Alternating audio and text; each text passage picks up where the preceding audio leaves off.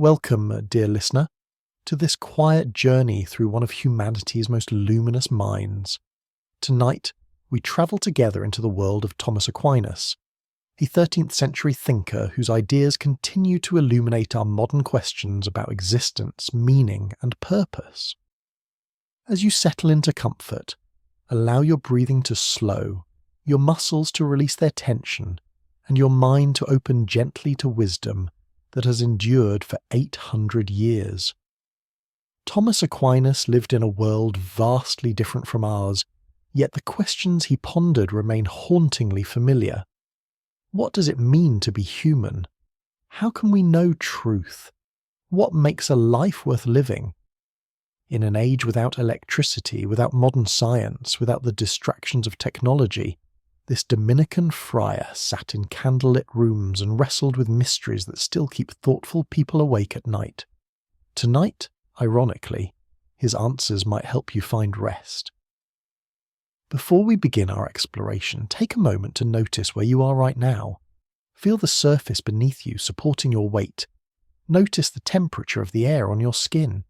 Hear the subtle sounds around you. This simple awareness of your present experience connects you across centuries to Thomas himself, who believed that all knowledge begins with the senses, with our direct encounter with reality. He trusted the world to teach us, and he trusted the human mind to learn. The medieval world of the 1200s was a time of great intellectual awakening. Universities were springing up across Europe. Scholars were rediscovering ancient Greek philosophy, particularly the works of Aristotle, which had been preserved and transmitted through Islamic scholars. This created both excitement and anxiety. Could the wisdom of a pagan philosopher be reconciled with Christian faith? Many said no. Thomas said yes, and in doing so he built bridges between reason and revelation that still stand today. Imagine a young man from a noble Italian family, expected to become a powerful abbot, instead choosing the life of a wandering scholar. Picture him walking the cobblestone streets of Paris, Cologne, and Naples, his mind ablaze with questions. See him sitting at a wooden desk, quill in hand, writing page after page in careful Latin script, building arguments with the precision of a master architect. This was Thomas, a man who believed that thinking clearly about difficult questions was itself a form of prayer, a way of honouring the gift of reason that makes us human. Tonight, you need not strain to understand every concept or remember every argument. Simply allow the rhythm of these ideas to wash over you like gentle waves. Let the cadence of philosophical reflection become a lullaby that carries you toward rest. Thomas himself would approve of this approach. He understood that wisdom enters the soul through many doors, and sometimes the door of restful receptivity opens wider than the door of active striving. As we journey, together through his thought, we will move from the most fundamental questions about existence itself to practical wisdom about how to live well. We will explore his famous proofs for divine reality, his understanding of human nature, his vision of morality and virtue, and his insights into love, beauty, and the good life. Each topic flows naturally into the next, just as Thomas believed that all truth ultimately forms a harmonious whole. The beauty of Thomas's approach lies in his confidence that reality makes sense. He believed the universe operates according to intelligible principles that human minds can grasp, at least partially. This conviction gave him the courage to ask bold questions and the patience to work through complex answers. In our fragmented modern world, where information overwhelms us and certainty seems elusive, there is something deeply comforting about encountering a mind that trusted both the world and the human capacity to understand it.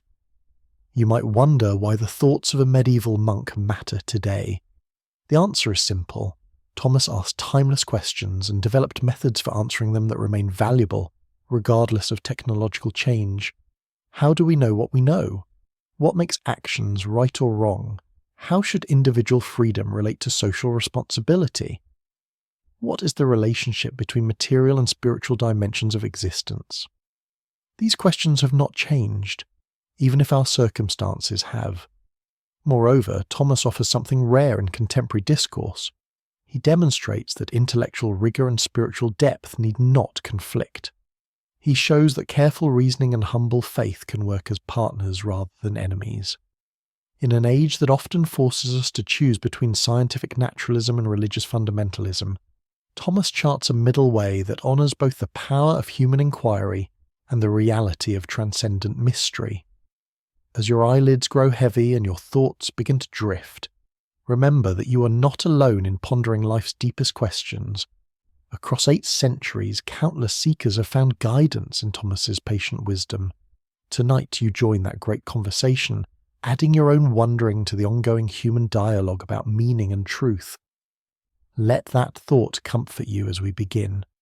The journey ahead unfolds like a medieval cathedral, each section supporting the next, all parts contributing to a magnificent whole. We start with the foundation, the most basic questions about being and existence.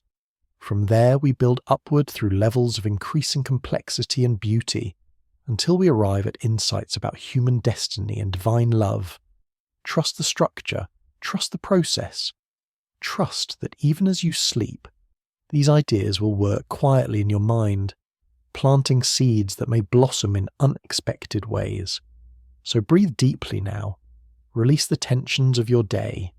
Let go of tomorrow's concerns. Allow yourself to be simply present, receptive, open. Thomas awaits, ready to share the fruits of a lifetime spent in contemplation. His voice comes to us not in Latin, but in the universal language of careful thought and generous spirit. Listen with your heart as much as your mind, and let the wisdom of ages carry you gently into rest. Aquinas entered the world around the year 1225 in the castle of Roccasecca, nestled in the hills of southern Italy. His family belonged to the nobility, related to the Counts of Aquino, and connected to the Holy Roman Emperor. From birth, Thomas was marked for a life of privilege and power. His parents envisioned him as a great abbot, perhaps even rising to papal influence. The universe had different plans. Picture a child growing up among stone walls and family expectations, already showing unusual quietness and depth of thought. His relatives called him the dumb ox because of his large size and silent nature. They had no idea that this quiet boy was absorbing everything, his mind already turning over questions that would occupy him for life. Sometimes the deepest rivers run the most silent, and young Thomas was a river indeed. At age 5, his family sent him to the Benedictine monastery at Monte Cassino for education. This was common for noble children destined for church careers. There, among chanting monks and ancient manuscripts, Thomas encountered the life of prayer and study that would become his true home. The rhythm of monastic hours, the discipline of reading, the silence that allows thought to deepen, all these shaped his developing mind. But when Thomas reached his teenage years and announced his intention to join the Dominican order instead of becoming a Benedictine, his family reacted with fury. The Dominicans were a new order, founded only decades earlier, known for poverty and preaching rather than wealth and power. To his noble relatives, this seemed like throwing away every advantage. His brothers actually kidnapped him and held him prisoner in the family castle for over a year, trying to break his resolve. During that year of confinement, Thomas did not waste time in resentment. He studied, he prayed, he thought. According to accounts, his brothers even sent a temptress to his room, hoping to compromise his vow of chastity. Thomas reportedly drove her away with a burning stick from the fireplace, then asked God to remove all sexual temptation from him. Whether literal or symbolic, the story reveals his absolute commitment to the intellectual and spiritual life he had chosen. Eventually, his family relented. Perhaps they recognized that his determination could not be broken, or perhaps they simply grew tired of fighting. Thomas joined the Dominicans, and his real education began. He travelled to Paris, the intellectual capital of Europe, where the newly founded university buzzed with debates and discoveries. There he encountered Albert the Great, one of the era's most brilliant minds, who would become his teacher and a mentor. Albert recognised immediately what Thomas's family had missed. This was no dumb ox, but a mind of extraordinary power and originality. Albert reportedly told his students that the lowing of this ox would be heard throughout the world. He was right. Under Albert's guidance, Thomas learned not just theology, but natural philosophy, logic, metaphysics, and the newly recovered works of Aristotle that were transforming European thought. The relationship between teacher and student exemplified the best of medieval education. Albert did not simply pour information into Thomas's mind, but drew out his natural capacity for understanding. They walked together through difficult texts. They argued about interpretations. They tested ideas against each other's objections. This dialogical method, inherited from ancient philosophy, became central to Thomas's own teaching style. Truth emerges through conversation, through the clash of perspectives, through patient examination of alternatives. After years in Paris, Thomas taught in various cities: Cologne, Rome, Naples. Each place added layers to his understanding. He observed different cultures, encountered different questions, and refined his answers. Throughout this period he wrote constantly. His output was staggering. Major works like the Summa Theologica and Summa Contra Gentiles, commentaries on Aristotle, on scripture, on earlier theologians, disputed questions exploring controversial topics in exhaustive detail, sermons, letters, and occasional pieces. How did he produce so much? Partly through incredible discipline. Thomas maintained the rigorous schedule of Dominican life, rising before dawn for prayers, attending multiple services daily, yet finding hours for writing and teaching between religious obligations, partly through remarkable powers of concentration. Witnesses reported that he could dictate to multiple scribes simultaneously, tracking different arguments in parallel. His mind worked with a clarity and organisation that still astonishes scholars. But beyond discipline and brilliance, Thomas possessed something more important. He loved truth with a passion that made labour feel like joy. For him, the pursuit of understanding was not drudgery but delight. Every question answered opened 10 new questions. Every mystery explored revealed deeper mysteries. He approached philosophy and theology not as duties but as adventures, expeditions into territories of wonder. As you rest tonight, consider Thomas bent over his desk in a monastery cell, candle burning low, quill scratching across parchment. Outside, the medieval world goes about its business. Inside, a mind engages with eternal questions. The particulars of his time fade in importance. What remains is the timeless encounter between human intelligence and ultimate reality, between a finite mind reaching toward infinite truth. Thomas's health began to fail in his late 40s. Years of intense mental work, combined with long fasts and physical austerities, took their toll. In 1273, during Mass, he experienced some profound mystical encounter that changed him. Afterward, he stopped writing. When his secretary urged him to continue the unfinished Summa Theologica, Thomas replied that he could not, that everything he had written seemed like straw compared to what had been revealed to him. What did he experience? We cannot know. Perhaps a direct encounter with divine reality that made words inadequate. Perhaps a glimpse of truth so overwhelming that human language failed. Perhaps simply exhaustion and the recognition that no book, however comprehensive, could capture the infinite. He died a few months later, in 1274, at the Cistercian monastery of Fossanova, not yet 50 years old. His death did not end his influence. Within decades, his works became central to theological education. His synthesis of reason and faith, his integration of Aristotelian philosophy with Christian doctrine, his systematic approach to complex questions, all these shaped how Western civilization thought about fundamental issues. Even those who disagreed with his conclusions had to reckon with his arguments. The dumb ox had indeed made himself heard throughout the world. Let us descend now to the deepest foundation of Thomas's thought, to a distinction so subtle yet so profound that everything else builds upon it. This is the difference between essence and existence, between what something is and that it is. Close your eyes and follow this gentle path into the heart of reality itself. Imagine holding the concept of a circle in your mind. You can define it precisely. A circle is a plane figure consisting of all points equidistant from a center point. This definition captures the essence of circularity, what makes a circle rather than a square or triangle. Notice something remarkable. You can grasp this essence perfectly without any actual circles existing anywhere in the universe. The whatness of a circle stands independent from whether any circles actually are.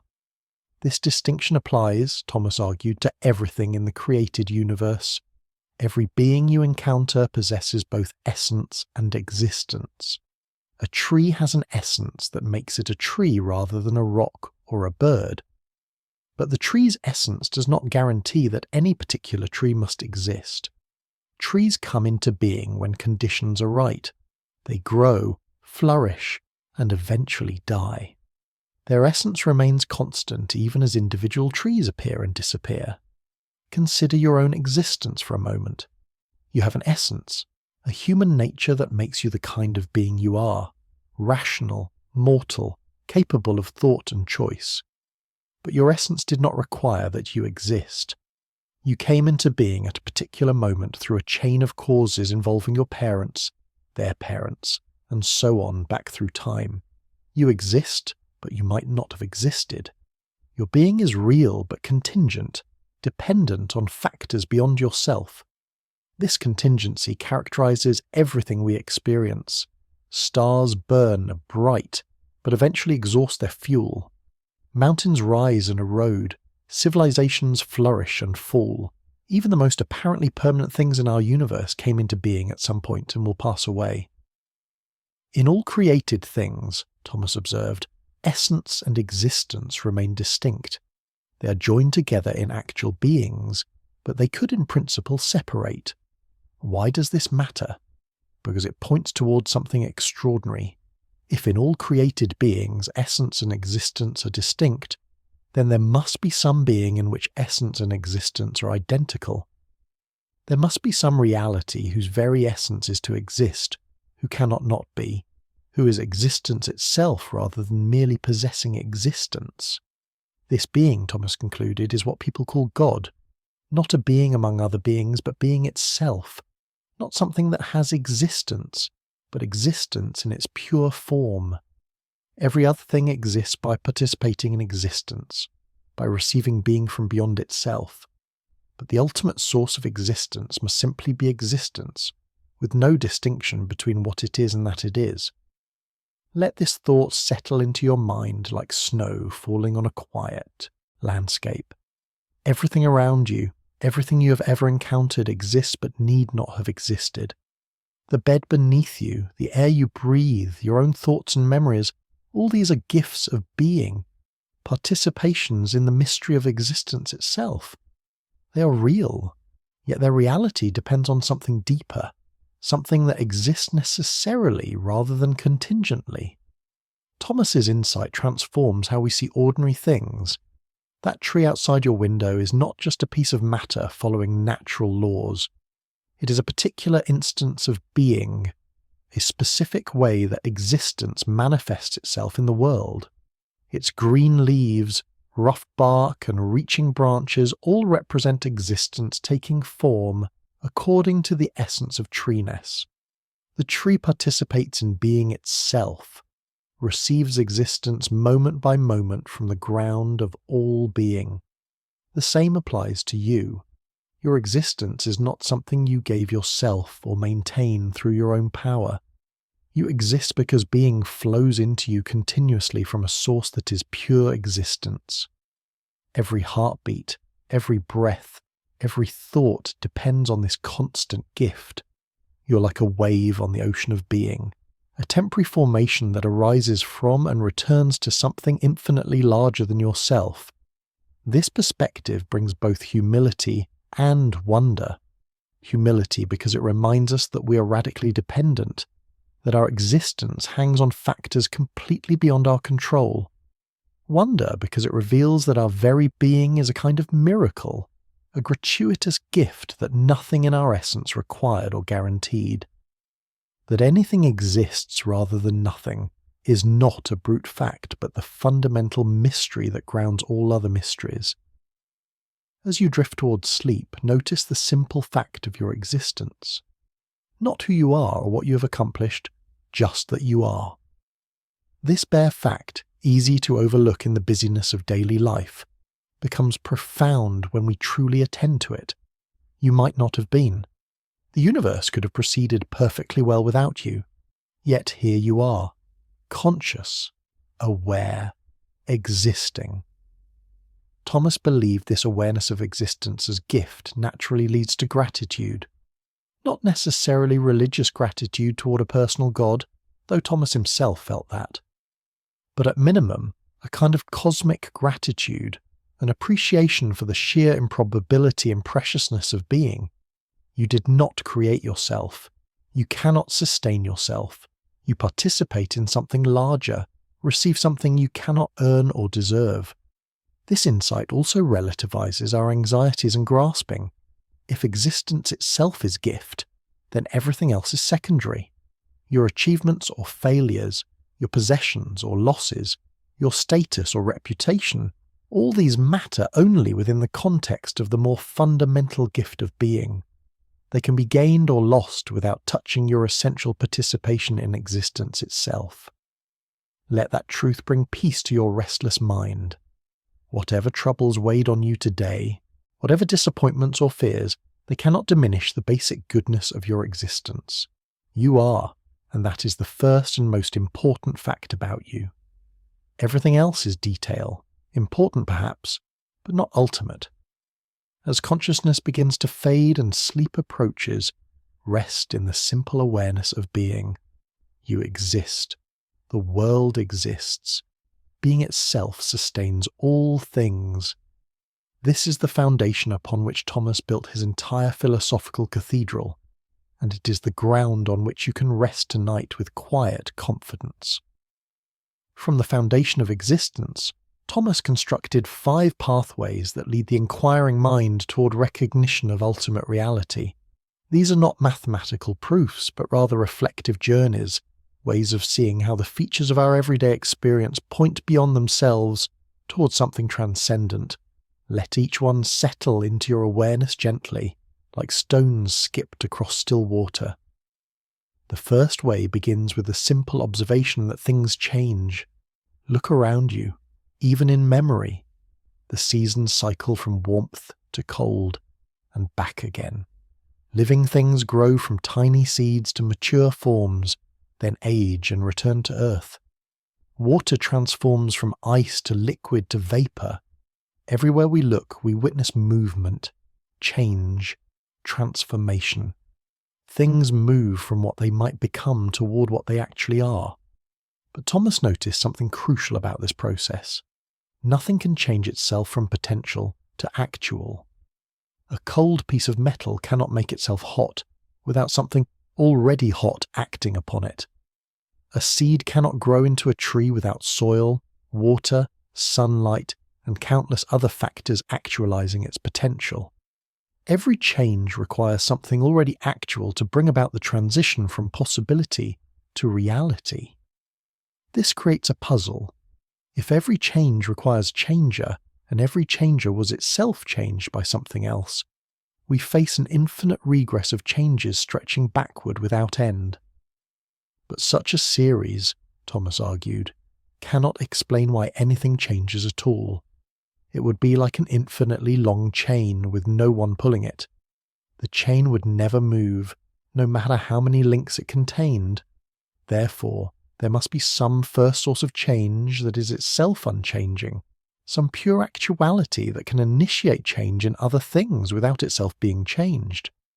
This unmoved mover, this unchanged changer, is what we recognize as ultimate reality, not because it is frozen or static, but because it is so fully actual that it has no unrealized potential, no capacity to be other than it is. As you lie here, notice the gentle changes happening in your own body. Your chest rises and falls with each breath. Your heart beats its steady rhythm. Blood flows through your veins. Thoughts drift across your mind like clouds across sky. Each of these changes points back through chains of causation to that source of all change, that ground of all movement, perfectly at rest yet making all rest and all motion possible. The second way follows similar logic but focuses on efficient causation rather than change. Every effect has a cause, and that cause is itself the effect of some prior cause. Your thoughts arise from neural activity, which arises from chemical processes, which arise from molecular interactions, and so on. But this chain of causes cannot regress infinitely. If we are to explain why anything happens at all, there must be some first efficient cause that begins the great cascade of causation without itself being caused by anything else. The third way cuts deepest into the mystery of existence itself. Everything we experience is contingent. It exists, but it might not have existed. Even stars and galaxies, which seem eternal from human perspective, came into being at specific points in cosmic history and will eventually fade. If everything that exists is merely contingent, if everything might not have existed, then at some point nothing existed at all. But if nothing existed, nothing could exist now, since nothing comes from nothing. Yet clearly something exists. You exist. The world exists. Therefore, Thomas concluded, there must be some necessary being, some reality that exists not contingently but necessarily, not temporarily but eternally.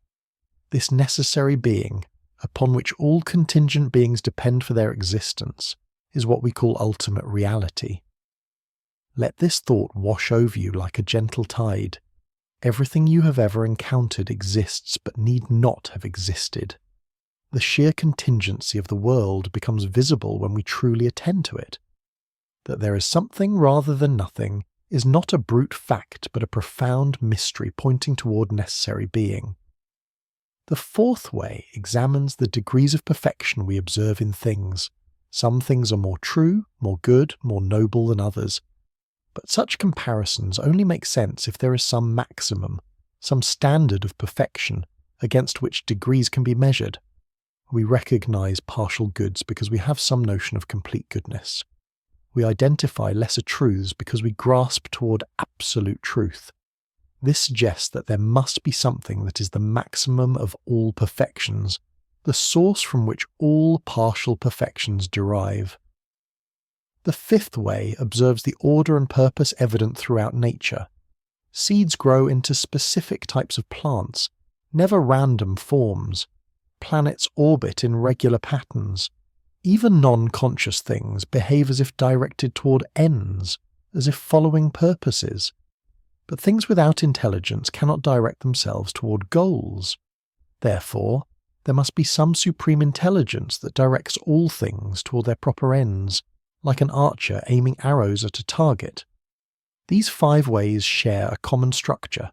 They begin with ordinary observations that anyone can make. They show that these features of reality require explanation.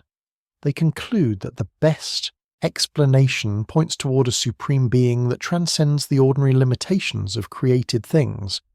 This being is unchanging yet the source of all change, uncaused yet the cause of all effects, necessary yet the ground of all contingent beings, perfect yet the source of all perfection, supremely intelligent yet the director of all natural processes. Thomas did not claim these arguments prove everything about divine reality. They point toward the existence of ultimate being without revealing its full nature. They show that reason can discover something about transcendent reality without exhausting its mystery. They build bridges between human inquiry and divine revelation without collapsing the distinction between them. As sleep draws nearer, let these pathways linger in your awareness without straining to grasp them completely. They are not puzzles to solve, but invitations to see familiar things in a new light. The changes around you, the causes that bring effects, the contingency of existence, the degrees of goodness, the order of nature All these can become windows opening towards something beyond themselves. Rest in the confidence that reality makes sense, that the universe is not absurd or random, that intelligence permeates existence at the deepest levels. Whether you personally believe in God or not, these arguments reveal patterns of dependence and purpose woven into the fabric of the world, and that recognition can bring peace.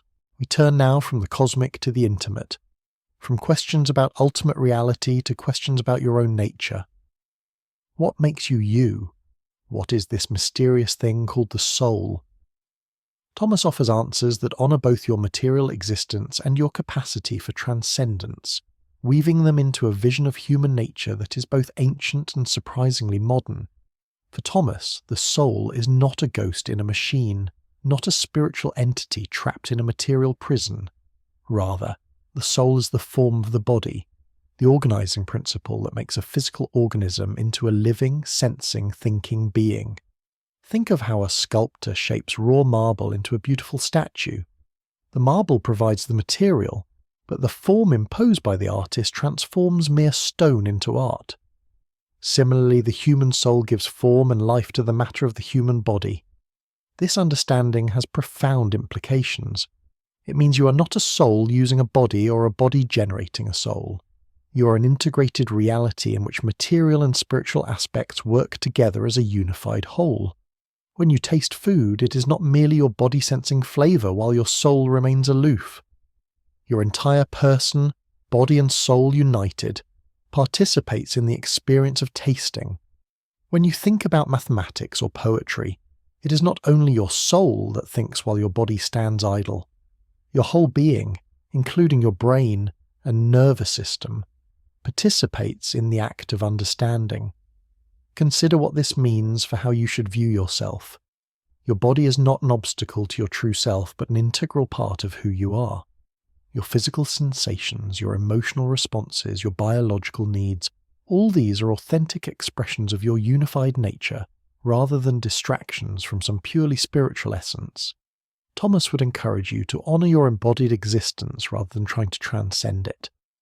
Yet the soul also possesses capacities that exceed material explanation. You can grasp universal concepts from particular experiences. When you see a specific dog, your intellect abstracts the universal idea of dogness that applies to all dogs everywhere. You can understand mathematical truths that hold regardless of physical instantiation. You can make moral judgments that transcend mere biological programming. These intellectual and volitional powers point towards something in human nature that, while intimately connected to bodily existence, also transcends it.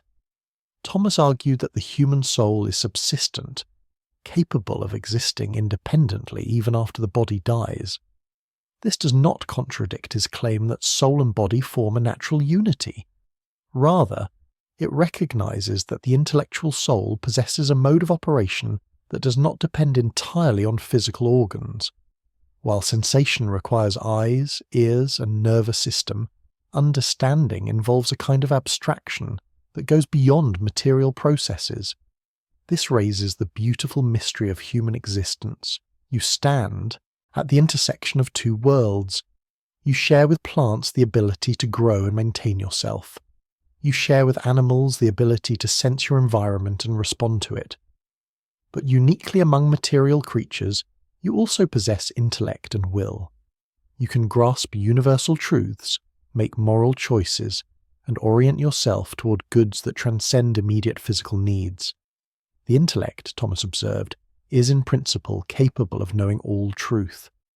Not that any individual human can actually achieve such comprehensive knowledge, but there is something about the nature of mind itself that is oriented toward unlimited truth. You can always ask another question, seek deeper understanding, wonder about connections not yet explored. Your mind reaches toward a completeness of knowledge that no finite lifetime can satisfy. Similarly, the will is oriented toward unlimited good. You can always imagine something better than whatever you currently possess. No matter how much pleasure, success, or satisfaction you achieve, you remain capable of asking whether there might be something more, something deeper, something ultimately fulfilling. This restlessness of the human heart, as Augustine called it, points toward your natural orientation to infinite goodness.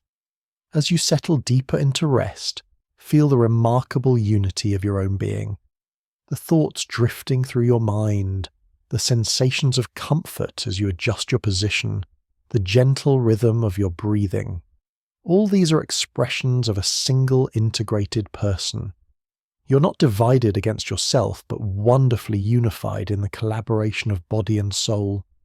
This unity extends even into sleep. When you dream, your soul does not leave your body and wander elsewhere. Rather, your unified person continues its existence in a different mode, processing the day's experiences, forming connections, sometimes arriving at insights that elude waking consciousness. The imagination, freed from immediate sensory input, can explore possibilities and relationships in ways that contribute to your overall growth and understanding. Thomas's vision of human nature also illuminates questions about identity and continuity. What makes you the same person you were 10 years ago, despite the fact that almost every cell in your body has been replaced? The answer lies in the soul as form. Your body is constantly changing at the material level, but the organizing principle that makes this matter into your particular living body remains constant. You're a dynamic pattern persisting through material flux, like a whirlpool that maintains its form even though the water composing it constantly changes. This understanding brings both realism and hope. Realism because it acknowledges that you are a finite creature, subject to physical limitations, biological needs, and eventual death. Your embodied nature means you cannot simply think yourself into health, wish away aging, or transcend the basic requirements of material existence. You need food, rest, community, and care. But also hope, because it suggests that your intellectual and volitional capacities point toward a destiny that transcends mere biological existence. The mind that can conceive infinity, the will that seeks unlimited good, the capacity for self-transcendence through love and understanding. All these suggest that human beings are oriented toward fulfillment that exceeds what any finite temporal existence can provide. As consciousness fades and sleep approaches, rest in the simple goodness of your integrated nature. Your body and soul together, matter and spirit woven into a seamless unity. This is not a problem to solve, but a gift to receive. Your very existence as an embodied rational being represents a unique way that reality manifests itself, a particular mode of participation in the mystery of being. How do we know anything at all? This question, which has puzzled philosophers for millennia, receives from Thomas an answer that balances confidence and humility, affirming both the power of human reason and its inherent limitations. As you rest here, let us explore gently how understanding happens, how finite minds make contact with truth. Thomas began with a simple observation. All knowledge starts with the senses. You learn about the world through seeing, hearing, touching, tasting, and smelling. These sensory experiences provide the raw material from which understanding grows. Right now, the softness of your pillow, the weight of your blanket, the ambient sounds around you, all these sensations connect you to reality beyond yourself. But knowledge does not stop with sensation. Your intellect performs a remarkable transformation. It takes particular sensory experiences and extracts universal concepts. You see this specific tree, that specific tree, and another specific tree, each unique in size, shape, and location. Yet your mind grasps the universal concept of treeness that applies to all trees everywhere. You abstract from the particular to the universal, from the concrete to the conceptual. This process of abstraction represents something extraordinary about human nature. Animals experience sensations and even form associations between them. A dog can learn that a particular sound means food is coming. But animals do not appear to grasp universal concepts, to understand abstract relationships, to formulate general principles. These capacities seem uniquely human, reflecting the intellectual dimension of the soul that transcends purely material processes. Consider how you understand even a simple statement like 2 plus 2 equals 4. This is not merely a fact about particular physical objects. It is a universal truth about quantity itself, a relationship that holds regardless of what specific things are being counted. Your mind can grasp this abstract truth because intellect operates at a level beyond particular sensory experiences, though it begins with them. Thomas distinguished between two aspects of intellectual activity. The agent intellect actively abstracts universal concepts from particular sensory experiences. It is like a light that illuminates the intelligible form hidden in material objects. The receptive intellect passively receives these concepts and combines them in judgments and reasoning. Together, these aspects enable the mind to build up a body of knowledge about the world. This account of knowledge reveals Thomas's fundamental confidence in human cognitive powers. We are not trapped in private mental worlds, wondering whether our ideas correspond to reality. We are not limited to mere opinions or cultural constructions. The human mind is naturally oriented toward truth, and reality is structured in ways that make it intelligible to us. Our senses reliably inform us about the physical world. Our intellects reliably grasp genuine features of reality. Yet Thomas was equally clear about the limits of human knowledge. Our understanding always begins with sensory experience, which means we know material things most directly and clearly. We struggle to understand purely spiritual realities because they do not present themselves to our senses in the same way. We can reason about such things indirectly, by analogy with what we do experience, but we cannot comprehend them fully. This has important implications for religious and metaphysical knowledge. Reason can demonstrate that God exists by reflecting on features of the world like causation, contingency, and order. But reason alone cannot tell us much about what God is like in God's own nature. We can say what God is not material, not changing, not limited, more easily than we can say what God is.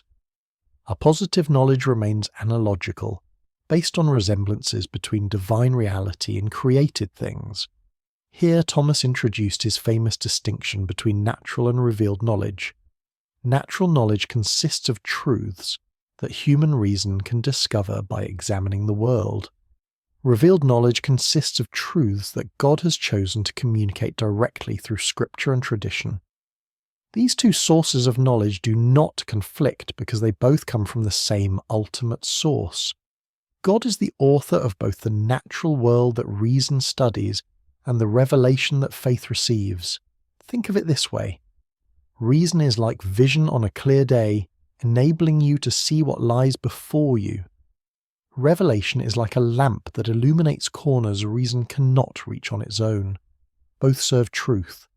Both deserve respect. Neither eliminates the need for the other. This harmonious relationship between reason and faith characterized Thomas's entire approach and enabled him to embrace philosophical inquiry without abandoning religious commitment.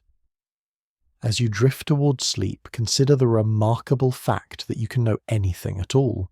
Your senses connect you to the physical world. Your intellect extracts meaning from sensory experience. Your reasoning combines concepts into judgments. Your memory preserves what you have learned. Together, these capacities enable you to navigate reality, to learn from experience, to grow in understanding.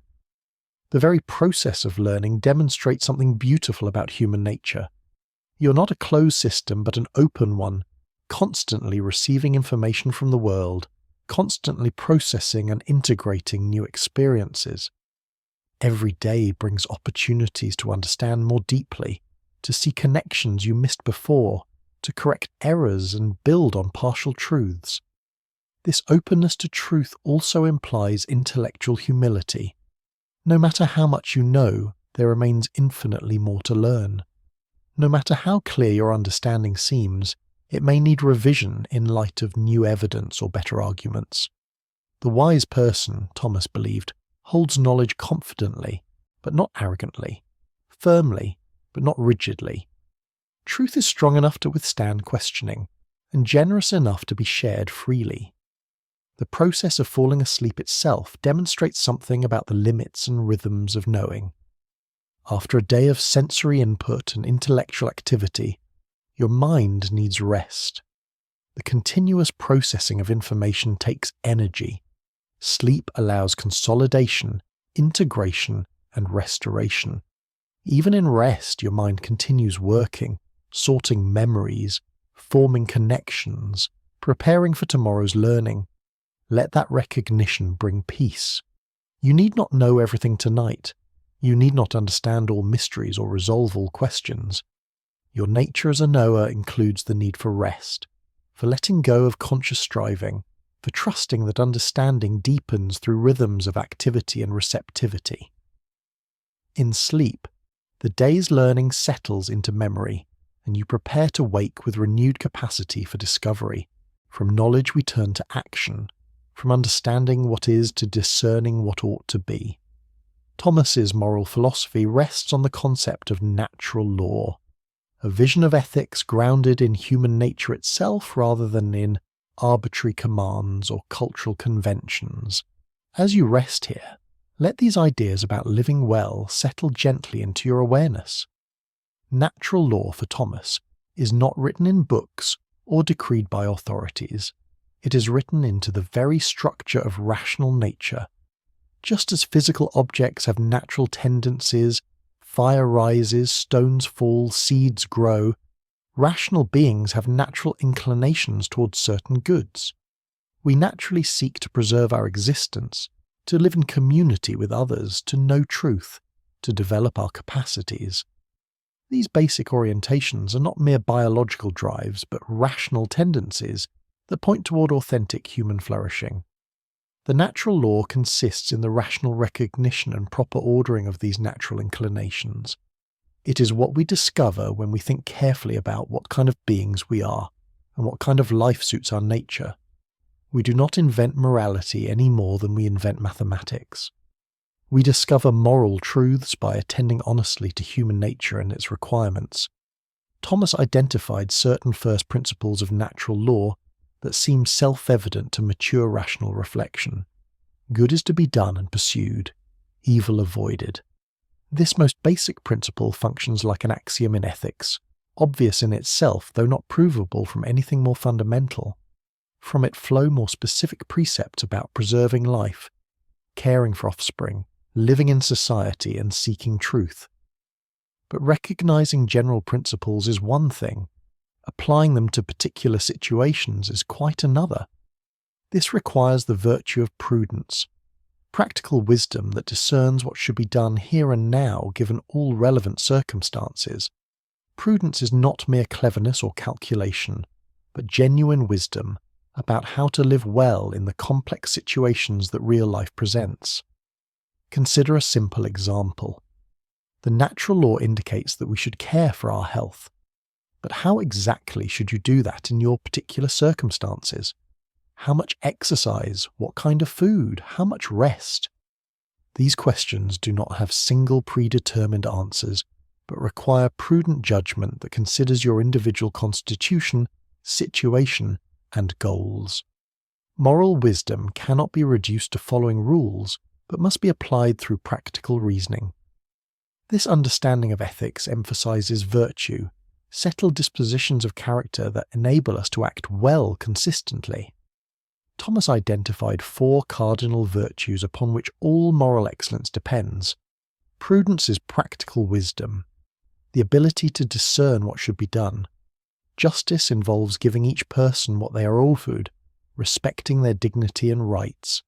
Fortitude enables us to persevere in doing good, even when it is difficult or dangerous. Temperance helps us enjoy good things in appropriate measure without being enslaved by our appetites. These natural virtues can be cultivated through human effort, through practice and habit formation. You become brave by repeatedly choosing to act courageously despite fear. You become temperate by regularly practicing moderation. You become just by consistently treating others fairly. Virtue is learned by doing, by making good choices that gradually shape your character. As you lie here, consider the small choices that filled your day. Where did you act in ways that expressed wisdom, justice, courage, or self-control? Where did you fall short?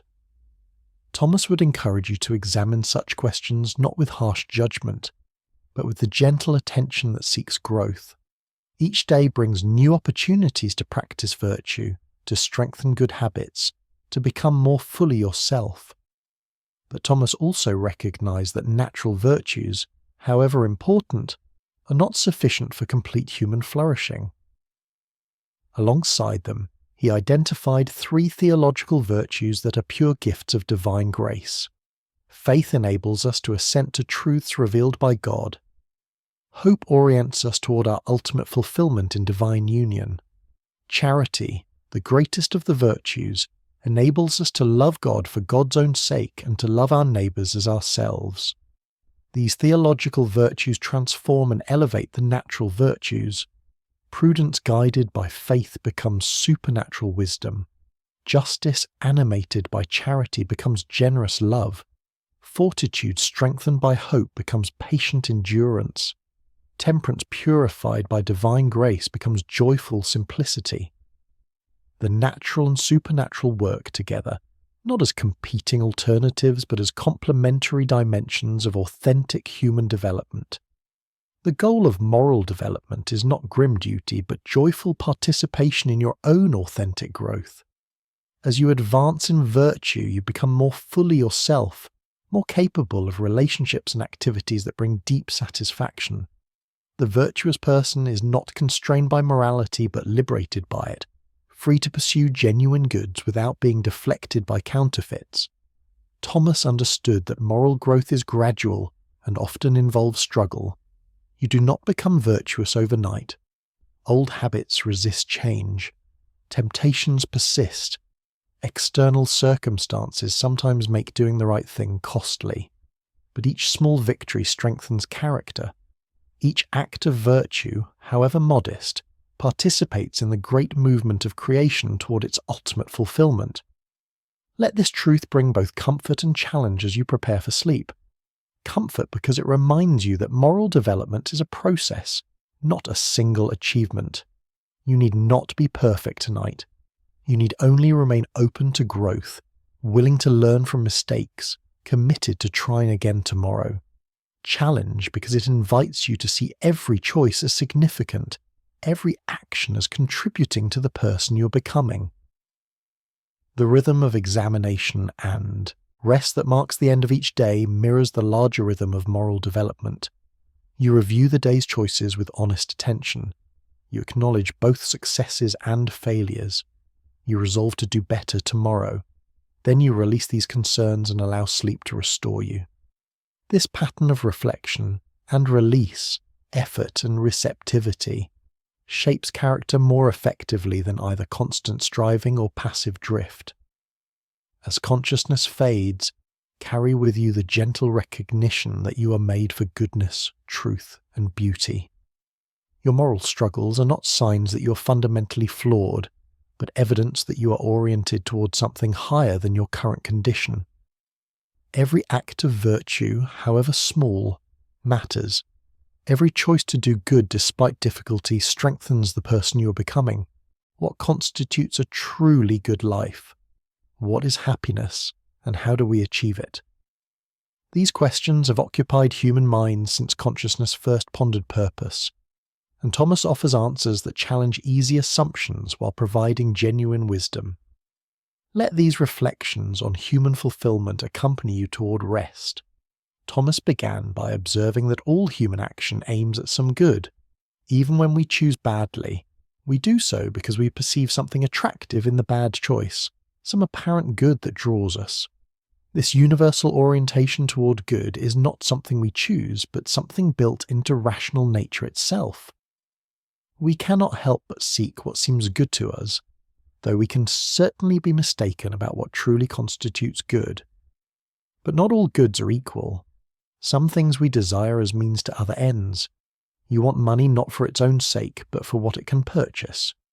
You pursue education not as an ultimate goal, but as preparation for meaningful work. These instrumental goods are real goods, but their value is derivative. dependent on their connection to other goods beyond themselves. Thomas argued that genuine happiness must consist in some ultimate good, something desired for its own sake rather than as a means to something else. This ultimate good must be complete, lacking nothing essential to fulfillment. It must be sufficient, so desirable that possessing it leaves no significant desire unsatisfied. It must be stable, not subject to loss or diminishment.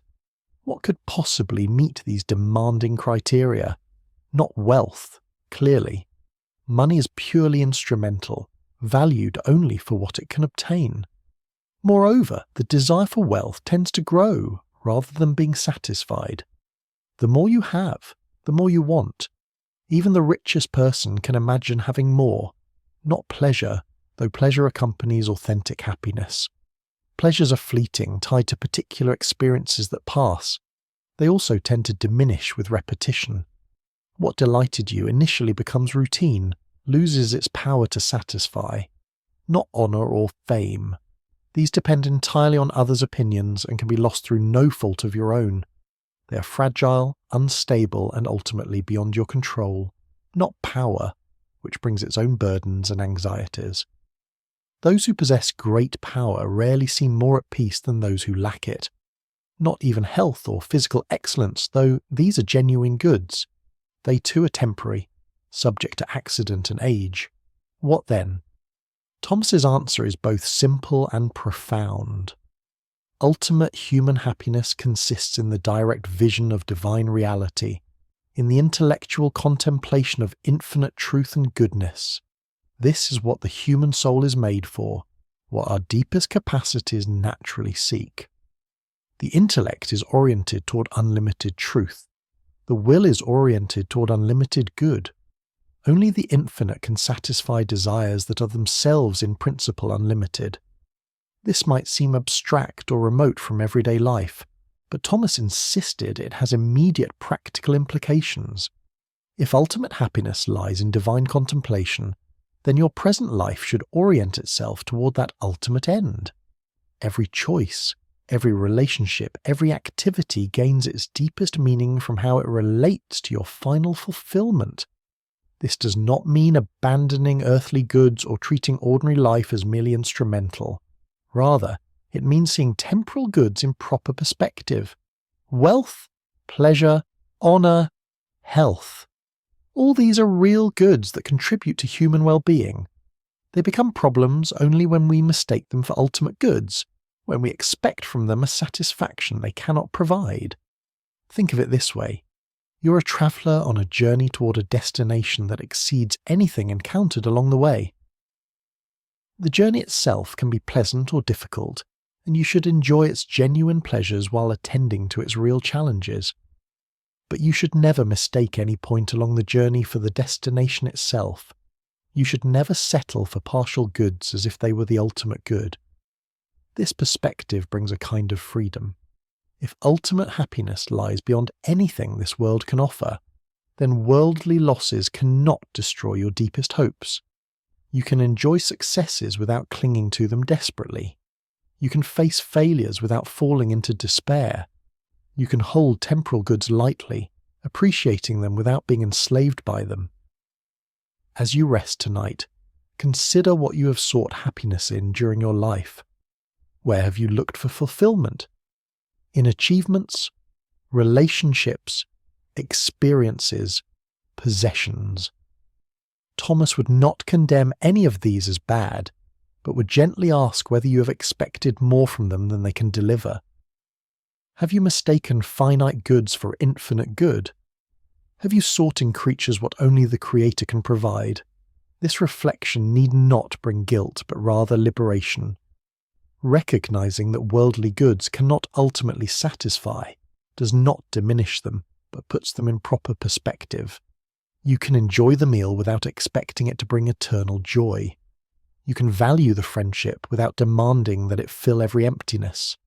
You can pursue worthy goals without collapsing if you fail to achieve them. Thomas also recognized that perfect happiness is not achievable in this life. Our present condition is one of pilgrimage, not arrival. We catch glimpses of ultimate truth and beauty, foretastes of perfect fulfillment, but we do not possess them fully or stably. This means we should expect a certain restlessness, a holy discontent with even our best achievements. This is not a problem, but a pointer toward our transcendent destiny. Yet imperfect happiness is possible here and now. You can experience genuine satisfaction in knowing truth, doing good, appreciating beauty, loving others. These participations in ultimate goods are real, though partial. They are gifts to be enjoyed, not just means to be used. The key is enjoying them in proper measure, without idolizing them or expecting more than they can give. The rhythm of daily life, with its mixture of satisfaction and longing, reflects your nature as a being oriented toward infinite good while living in finite circumstances. You achieve goals and feel pleased, yet soon find yourself reaching toward new goals.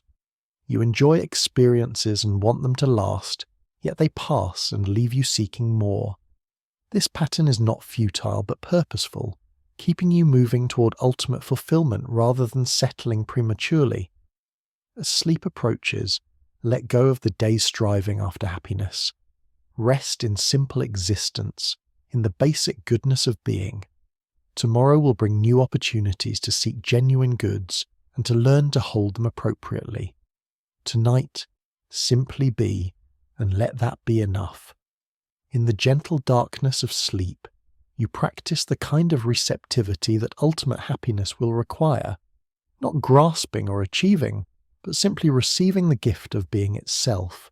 We turn now to the bonds that connect human beings to one another, to the mystery of love and friendship that transforms solitary existence into shared life. Thomas understood these relationships not as merely pleasant additions to life, but as essential to authentic human flourishing. Let these reflections on connection accompany you toward rest. Thomas distinguished between different kinds of love, each with its proper place in human experience. There is the love of concupiscence, which seeks good things for oneself. You love food because it satisfies hunger. You love warmth because it brings comfort. This self-directed love is not inherently selfish when properly ordered.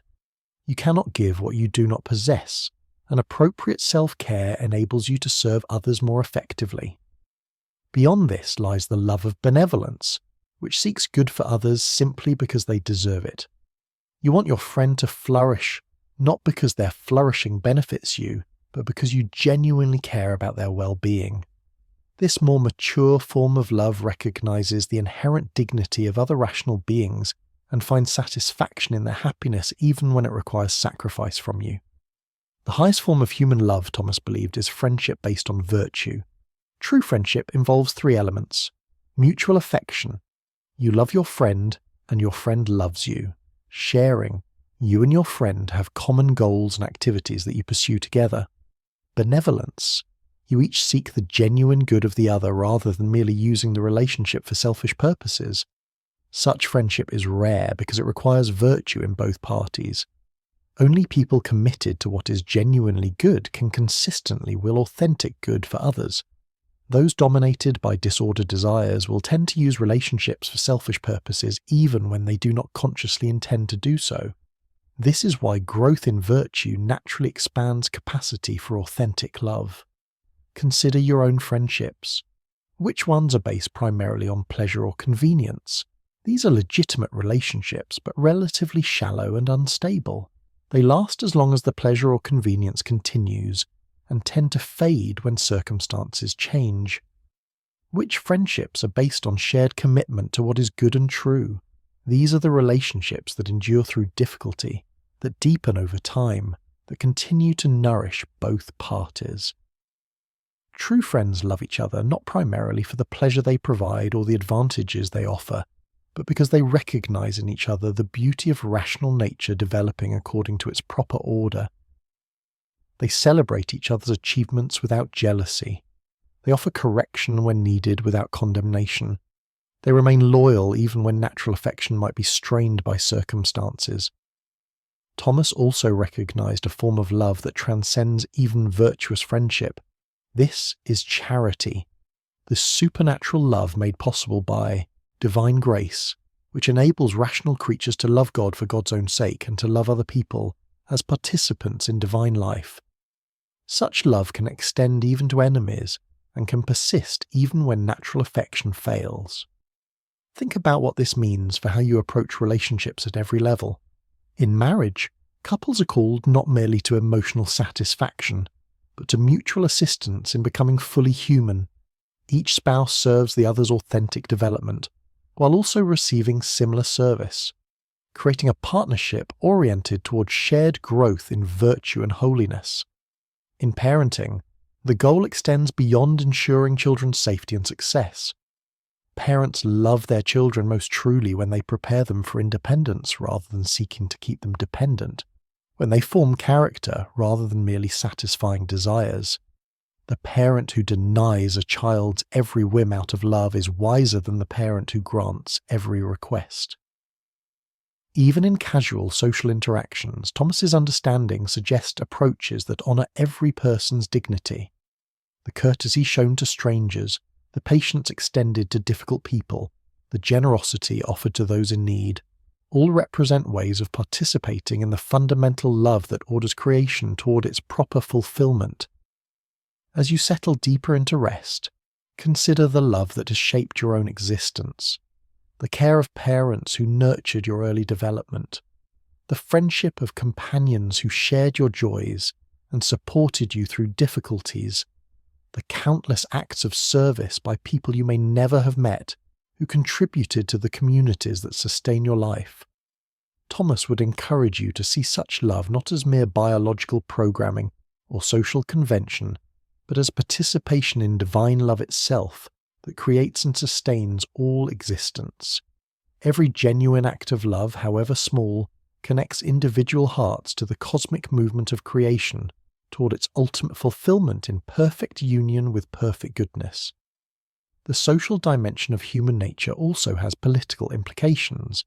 Since we are naturally social creatures, we need communities and institutions that enable us to flourish together. Government exists not merely to prevent chaos or protect property, but to help create conditions in which human beings can develop their potential in relationship with others. Thomas believed that political authority derives its legitimacy from service to the common good. Rulers who systematically violate this trust lose their moral authority. The state exists for the sake of human persons, not the reverse. This vision is both idealistic and realistic, calling leaders to high standards, while recognizing that human imperfection makes perfect government impossible in this life. You participate in multiple communities: family, workplace, neighborhood, nation.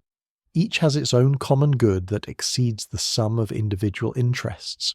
You contribute to these shared purposes through countless small actions, the care you show to family members, the honesty you bring to work, the consideration you extend to neighbours. All these sustain the social fabric that enables human flourishing. The rhythm of love continues even as you sleep, in the unconscious gratitude that settles your mind, in the peaceful trust that allows you to rest vulnerably, in the quiet hope that tomorrow will bring new opportunities to both receive and offer the kind of care that makes existence meaningful. In learning to love well, we discover not limitation but the profound joy of rational beings who find their deepest satisfaction in seeking authentic good for others as well as ourselves. Let that truth bring peace tonight. You're not meant to journey alone. You're made for relationship, for connection, for the kind of mutual enrichment that friendship at its best provides. Rest in the love that has sustained you thus far, and trust that it will continue tomorrow. From love we move to beauty, that mysterious quality that arrests attention and lifts the heart. Thomas understood beauty not as mere subjective preference, but as a genuine aspect of reality itself, something that rational creatures are naturally equipped to recognize and appreciate. Let reflections on beauty accompany you towards sleep. What makes something beautiful? Thomas identified 3 essential characteristics. First, integrity or wholeness. A beautiful thing must have a certain completeness that satisfies our natural desire for unity. A sculpture missing limbs, a melody cut off mid-phrase, a story without resolution. All these violate our aesthetic sense because they lack the wholeness that beauty requires. Second, proportion or harmony. The parts of a beautiful thing must relate to each other and to the whole in pleasing ways. The columns of a temple should harmonize with its roof. The colours in a painting should work together rather than clash. The chapters of a novel should build toward a satisfying conclusion. This harmony need not be simple or obvious. Complex beauty often reveals its proportions only to patient attention. Third, clarity or radiance. A beautiful thing must make its form readily apprehensible. It must shine forth, revealing itself to perception in ways that please and satisfy. A muddy painting, however well composed, lacks beauty because its form remains obscured. A garbled melody, however harmonious in theory, fails aesthetically because it does not communicate clearly. Notice how these criteria apply across different domains. A mathematical theorem can be beautiful when it demonstrates elegant relationships among seemingly diverse phenomena. The proof of the Pythagorean theorem possesses integrity in its completeness, proportion in its logical structure, and clarity in its demonstration. Mathematicians speak of beautiful proofs for good reason. A moral action can be beautiful when it expresses perfect harmony between reason and will, between what should be done and what is done. The soldier who sacrifices life for comrades, the parent who gives tirelessly without resentment, the friend who forgives genuine betrayal, all these can display aesthetic qualities alongside moral ones. Virtue has its own beauty. Even a person can be beautiful not merely in physical appearance, but in the integration of various powers and qualities. Someone who combines intelligence with kindness, strength with gentleness, confidence with humility, manifests a beauty of character that transcends superficial attractiveness. This inner beauty often shines through physical features, transforming ordinary faces into memorable ones. The capacity to recognize beauty indicates something profound about human nature. Unlike purely practical evaluation, which asks whether something serves our purposes, aesthetic appreciation seeks no advantage beyond the simple joy of contemplating what is intrinsically worthy of admiration. When you pause to watch a sunset, you gain no material benefit. You simply appreciate beauty for its own sake. This suggests that human beings are not merely problem-solving creatures, but beings capable of finding fulfillment in pure appreciation of goodness and truth. You can enjoy a piece of music without asking what use it serves. You can admire a mountain vista without calculating its economic value. You can appreciate a poem without demanding practical application. This capacity for disinterested pleasure points toward your participation in something beyond mere survival. Beauty also serves as a bridge between sensible and intelligible reality. Through your eyes, you see colours and shapes. Through your ears, you hear sounds and rhythms. But through your mind, you apprehend the formal relationships that make sensible objects beautiful. In aesthetic experience, matter and spirit work together. Sense and intellect collaborate to create a unified response that engages your entire being. As you rest tonight, allow your awareness to touch gently on beautiful things you encountered during the day. Perhaps the play of light through a window, the sound of laughter, the graceful movement of a bird, the kindness in someone's eyes. Thomas would encourage you to receive these experiences not merely as pleasant sensations, but as invitations to deeper appreciation of the beauty that structures reality at every level. The very rhythm of your breathing as you prepare for sleep participates in natural harmony. The way consciousness gradually releases its grip on waking concerns, the gentle surrender to rest, the peaceful cycling between tension and relaxation. All these express the kind of proportion and integrity that mark authentic beauty. Even your body at rest displays aesthetic qualities in its balanced systems and coordinated functions. Thomas believed that beauty points beyond itself toward ultimate reality. When you encounter something genuinely beautiful, you experience a satisfaction that is complete, yet somehow leaves you longing for more. The beautiful object fully rewards attention, yet it also awakens awareness that there must be perfect beauty, of which earthly beauties are partial reflections.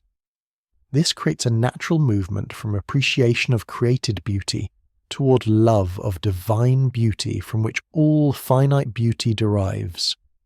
The sunset that takes your breath away, the piece of music that moves you to tears, the human face that radiates goodness, all these invite recognition that beauty itself must have its source in perfect beauty.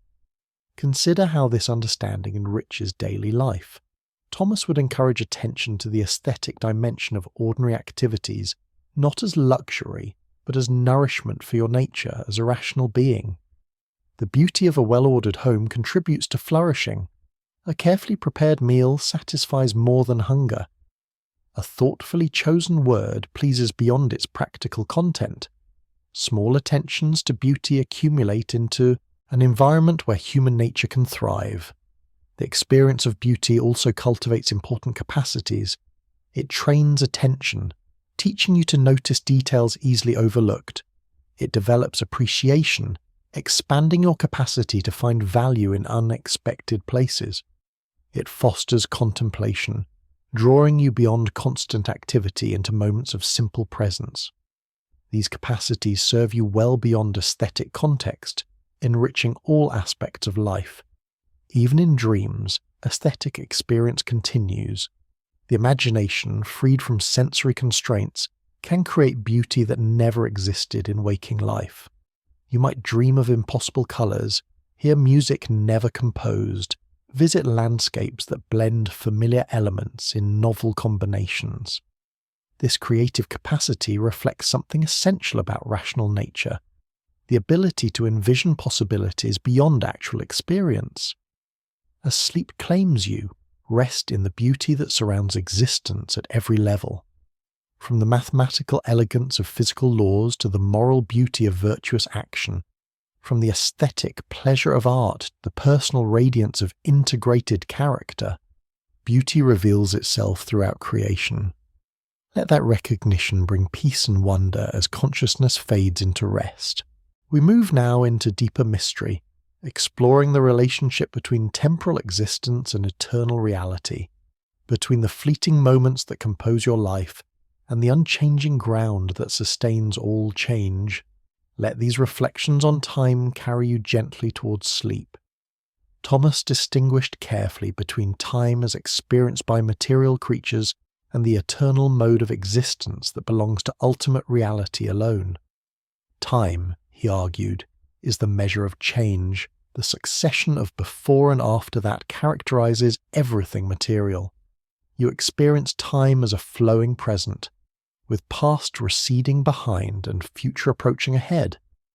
This temporal existence is not an illusion, but a genuine feature of created reality. Eternity, by contrast, is not simply endless time, but a completely different mode of being. In eternal existence, there is no succession of moments, no before and after, no past or future. Everything that from our perspective happens across time is present simultaneously in one perfect act of existence. This is almost impossible for temporal minds to grasp fully, because we inevitably imagine eternity as a very long stretch of time rather than as something qualitatively different from time altogether. Think of it this way. Imagine standing on a hillside watching a parade pass below. You see only the portion currently in your line of sight. The beginning has passed. The end has not yet arrived. But someone viewing from high above could see the entire parade simultaneously, all at once, even though from ground level it unfolds in succession. This is a very imperfect analogy, but it hints at how eternal awareness might relate to temporal events. For creatures like yourself, time provides the necessary framework within which authentic development can occur. You cannot become virtuous all at once, but must gradually form good habits through repeated choices. You cannot achieve deep relationships instantly, but must build trust and understanding through shared experiences over time. You cannot grasp complex truths immediately, but must approach them step by step through patient inquiry. This suggests that temporal existence, far from being a limitation to escape, represents the appropriate mode of life for rational creatures who are also material beings. The rhythm of time, with its cycles of work and rest, growth and maturation, learning and teaching, provides the natural structure within which human life achieves its proper fulfillment. Yet temporal existence creates particular challenges. Because you exist in time, you must make choices without complete knowledge of consequences. You must act based on limited information, while remaining open to new insights that may require revising your understanding. You must balance present responsibilities with long-term goals, immediate pleasures with enduring goods. The experience of temporality also generates deep human longings. You wish you could hold on to beautiful moments, preserve beloved relationships unchanged, avoid losses that time inevitably brings. These very longings point toward ultimate destiny and divine eternity, where all genuine goods will be possessed simultaneously without loss or diminishment. As you settle into rest, consider how the gentle progression of time has shaped your own growth and understanding. The person you are now represents a accumulation of countless moments of choice, experience, and reflection, stretching back to earliest memories. Tomorrow will bring new opportunities for development that cannot be rushed or forced, but must unfold according to natural rhythm. The very process of falling asleep illustrates the gift of temporality. Consciousness does not simply switch off, but gradually fades through stages of decreasing awareness. Dreams may compress or extend temporal experience in strange ways, but they still unfold in sequence. Even in rest, you remain a temporal being participating in natural rhythms that structure all embodied existence. Thomas understood divine providence as operating within this temporal framework without being limited by it. From the eternal perspective, all of history is simultaneously present to divine awareness. But this does not eliminate human freedom any more than your present knowledge of past events retroactively eliminates the freedom with which those past choices were made. Think about a choice you made yesterday. You know now what you chose. But that knowledge does not mean your choice was not free when you made it. Similarly, divine knowledge of all temporal events does not force those events to occur in any particular way. From within time, you experience genuine choice and real contingency.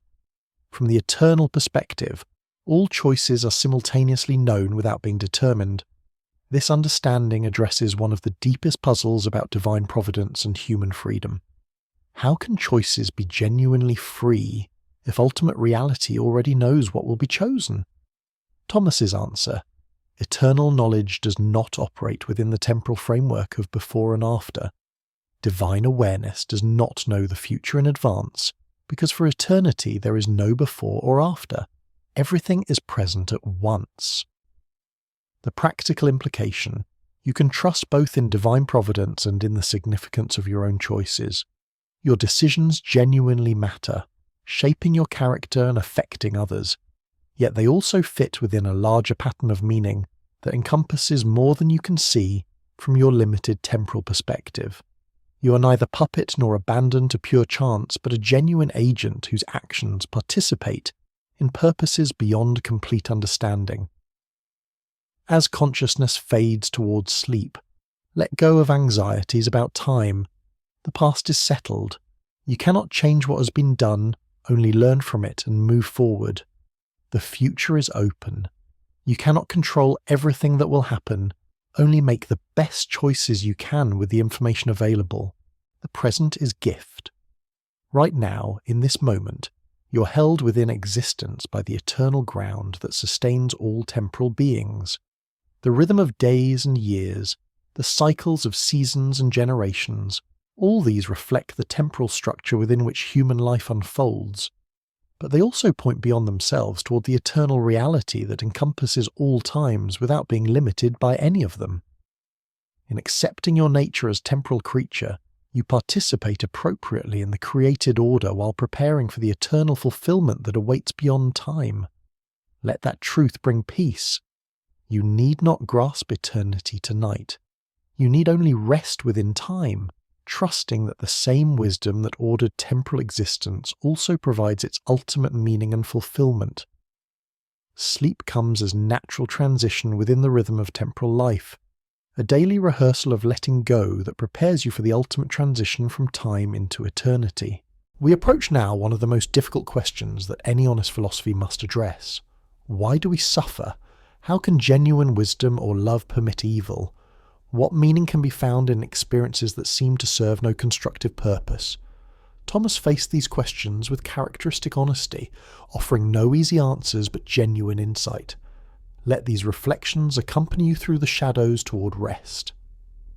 Thomas began with an important acknowledgement. Suffering is indeed a genuine evil, not something to be explained away or minimized. Pain, loss, disappointment, and death are real privations of good, genuine obstacles to human flourishing. Any adequate response must honour the reality of suffering rather than dismissing it as illusion or disguising it as hidden blessing. But Thomas distinguished between different kinds of evil and different possible responses to each. Some suffering results from natural limitations of finite existence. Bodies wear out, organisms age, death comes to all living things. This suffering is not punishment for wrongdoing, but inevitable accompaniment of embodied existence in a world governed by natural laws. The same physical processes that enable life also entail vulnerability to harm. Consider how the very conditions that make human life possible also create opportunities for suffering. Gravity allows you to walk and work, but also means you can fall and be injured. Water sustains life, but can also drown. Fire provides warmth and enables cooking, but can burn. The interconnected systems of nature necessarily involve both benefits and risks. Other suffering results from moral evil, from deliberate choices of rational beings to act against their own deepest nature and the good of others. War, oppression, betrayal, cruelty, all these trace back to human decisions rather than to natural necessity. Such suffering can often be prevented through better choices, more just social arrangements, and cultivation of virtue.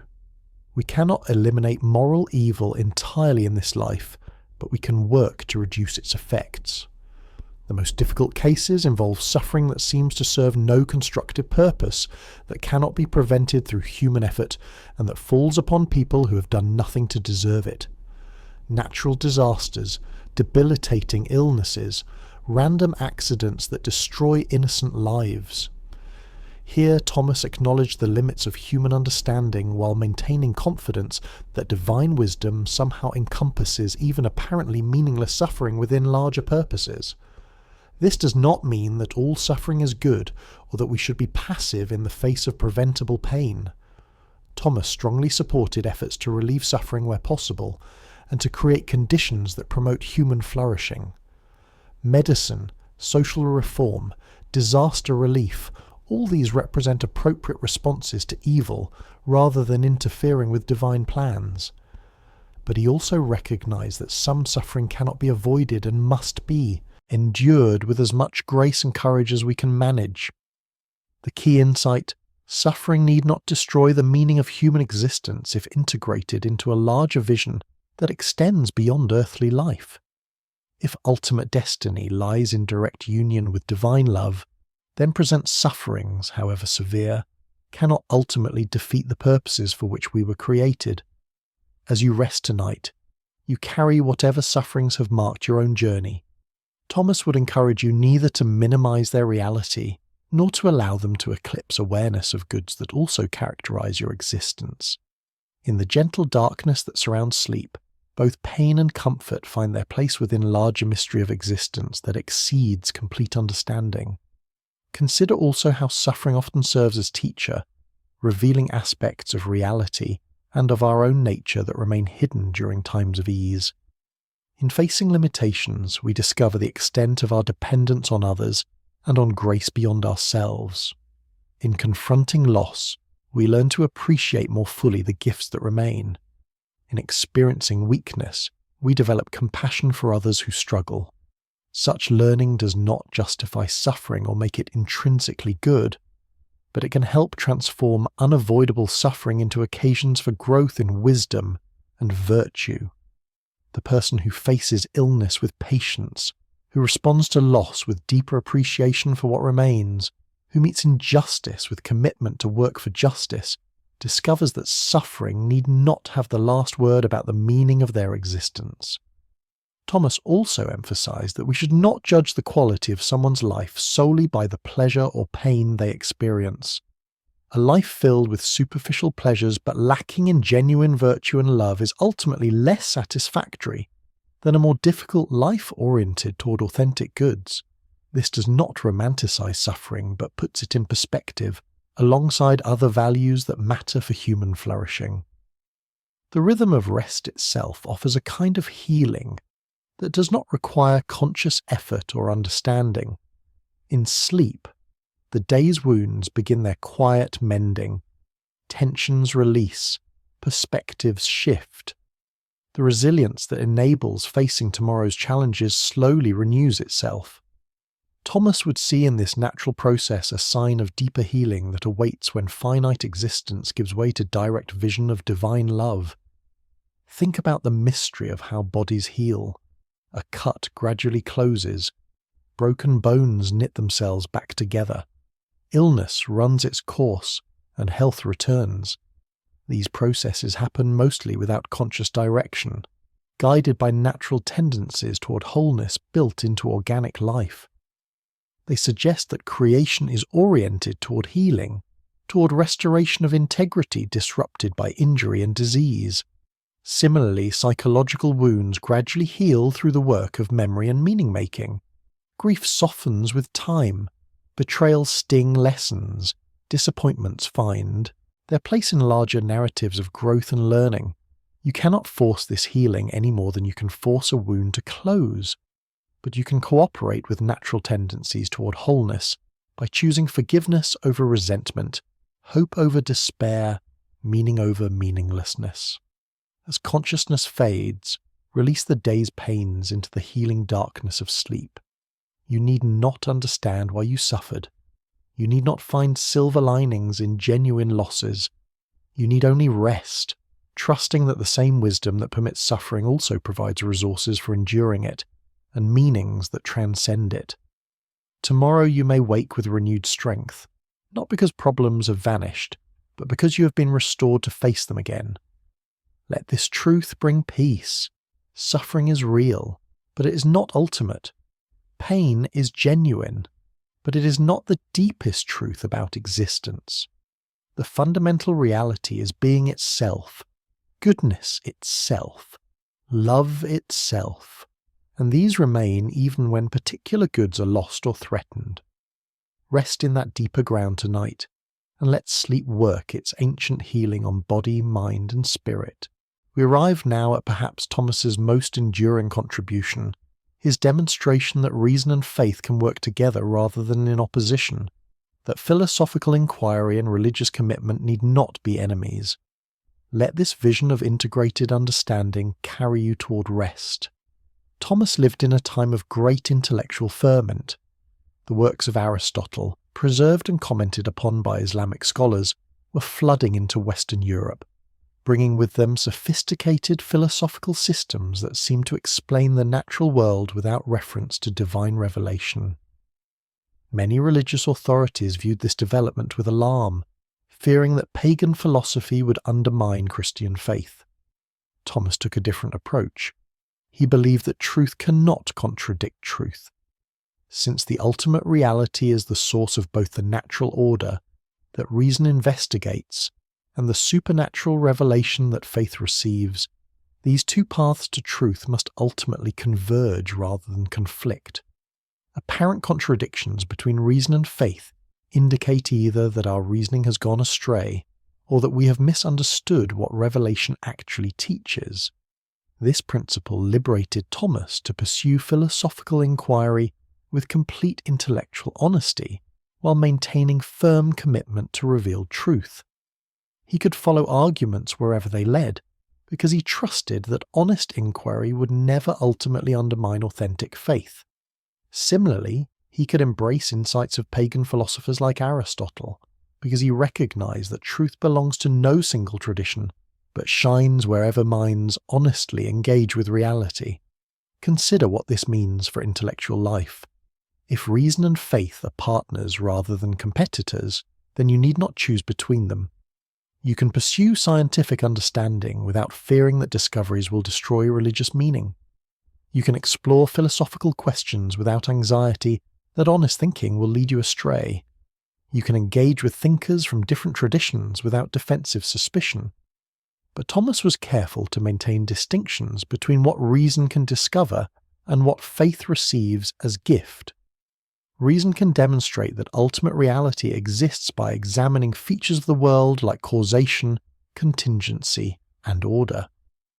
But reason alone cannot reveal much about what that reality is like in its own nature. We can say what it is not more easily than what it is.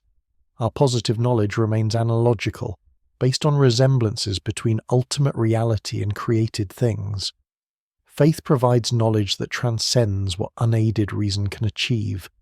That ultimate reality is triune, that divine love became incarnate in human form, that forgiveness and eternal life are offered freely to those who respond in faith. These truths cannot be discovered through philosophical inquiry alone. They must be communicated by ultimate reality itself through revelation. Think of it this way. Reason is like vision on a clear day, enabling you to see what lies before you.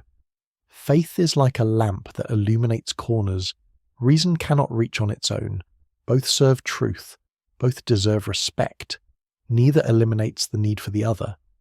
This harmonious relationship characterized Thomas's entire approach and enabled him to embrace philosophical inquiry without abandoning religious commitment. The practical implications extend into every area of human life. In pursuing scientific knowledge, we need not fear that discovery will undermine deepest convictions about meaning and value. The more we understand about how nature works, the more we can appreciate the wisdom manifest in its workings. Science describes mechanisms. Faith provides ultimate meanings. These are complementary rather than competing perspectives. In exploring philosophical questions, we can follow arguments with intellectual courage while remaining open to insights that transcend what unaided reason can achieve. Philosophy at its best prepares the way for revelation by establishing the credibility of belief and by clearing away intellectual obstacles to acceptance of revealed truth. But philosophy also continues to work within the framework of faith, helping to understand and articulate what has been received. As you settle deeper into rest, consider the questions that occupy your own mind during quiet moments. The relationship between scientific discovery and spiritual meaning, the connection between moral convictions and rational argument, the possibility of finding unity beneath apparent chaos of competing worldviews.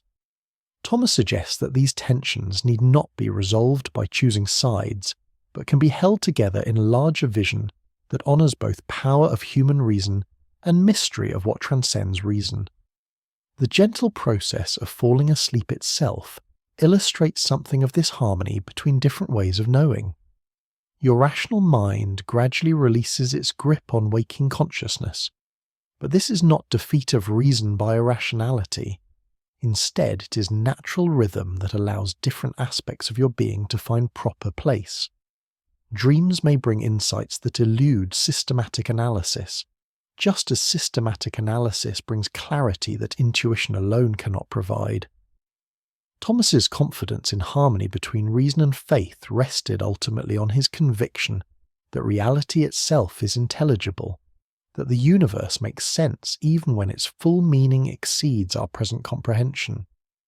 This is not blind faith but rational trust based on the observed fact that inquiry generally yields understanding, that questions generally have answers, that the world generally reveals itself to patient attention. Consider your own experience of learning. When you encounter a difficult concept, you struggle with it, Turn it over in your mind, approach it from different angles. Sometimes understanding comes suddenly in a flash of insight. Other times it emerges gradually through patient effort. But in either case, what was mysterious becomes clear. What was obscure becomes intelligible. This repeated experience of successful understanding grounds reasonable confidence that reality is oriented toward being known. The same confidence extends to ultimate questions. Why does anything exist? What is the meaning of existence? How should we live? These questions arise naturally from rational nature itself and cannot be dissolved by changes in technology or social organization. Thomas suggests they have answers, even if complete answers exceed what any finite mind can grasp in present condition. As consciousness fades towards sleep, rest in the confidence that the universe makes sense, that your deepest questions point toward real answers, that the search for understanding is not futile grasping, but participation in purposes woven into the fabric of existence itself. You need not resolve all tensions tonight. You need not answer all questions or achieve complete understanding. You need only trust that the light of truth, however it comes, whether through reason or revelation, or the mysterious integration of both, is strong enough to guide you forward. As we near the end of our journey through Thomas's thought, we turn inward to explore the life of prayer and contemplation that he saw as the natural culmination of philosophical wisdom. Let these reflections on inner stillness carry you into rest. For Thomas, prayer is not primarily about requesting specific favours, though such petitions have their proper place. Rather, prayer represents the natural movement of rational creatures toward their ultimate source and final destination. It begins in recognition of fundamental dependence upon ultimate reality for existence, knowledge, and moral guidance. This recognition is not burden but liberation, freeing us from the impossible task of being our own ultimate ground, and opening us to receive gifts that flow from infinite generosity. Prayer begins in acknowledgement of creatureliness and flowers into grateful receptivity. Think about the simple fact that you exist, that you can think and choose and love. None of these capacities are your own achievement. They are gifts that you receive moment by moment from beyond yourself. Recognizing this truth naturally leads to gratitude, to wonder, to humble appreciation for the sheer gratuity of being. Thomas distinguished between different forms of prayer corresponding to different aspects of relationship with ultimate reality. There is prayer of petition, in which we ask for what we need, recognizing that all genuine goods come ultimately from divine providence. There is prayer of thanksgiving, in which we acknowledge gifts already received and express gratitude for countless ways that we are sustained. There is prayer of praise, in which we celebrate divine goodness for its own sake rather than for any benefit it brings to us. But perhaps most significant is prayer of contemplation, simple resting of mind and heart in presence of ultimate mystery. This form of prayer requires no special techniques or extraordinary experiences, though it may sometimes be accompanied by deep peace or spiritual consolation. It consists simply in turning attention toward ultimate reality with love, allowing usual preoccupations to settle into stillness. Such contemplative prayer offers foretaste of direct vision that constitutes ultimate human fulfillment. Even in present condition, when we cannot see ultimate reality face to face, we can experience moments of peaceful awareness that hint at deeper union awaiting us. These moments may come during formal prayer, but they may equally arise during quiet walks, reflective reading, or simple attentiveness to beauty in the natural world. As you lie here, notice the possibility of such contemplative awareness. Without straining after extraordinary experiences, simply rest your attention gently on the mystery that sustains your existence. Allow the day's concerns to settle naturally without forcing them away. If your mind wanders, gently return attention to quiet sense of being held within infinite love, the practice of contemplation gradually transforms perspective on daily life. As you grow accustomed to brief periods of conscious attention to ultimate presence, you become more aware of that presence threading through ordinary activities. Work, relationships, and recreation can all become occasions for implicit communion with the reality that sustains every moment of existence. Thomas was careful to emphasize that contemplative prayer is not escape from practical responsibility, but source of energy and wisdom for engaging more fully with demands of daily life. Those who spend time in conscious communion with divine love find themselves better able to love others generously and to pursue justice patiently.